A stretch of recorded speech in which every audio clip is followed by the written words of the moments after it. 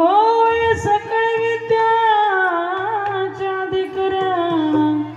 तेची बंधू श्री चरण श्री गुरूंची ते नमस्कार आता ओम नमो ज्ञानेश्वरा ओम नमो ज्ञानेश्वरा ओम नमो ज्ञानेश्वरा ओम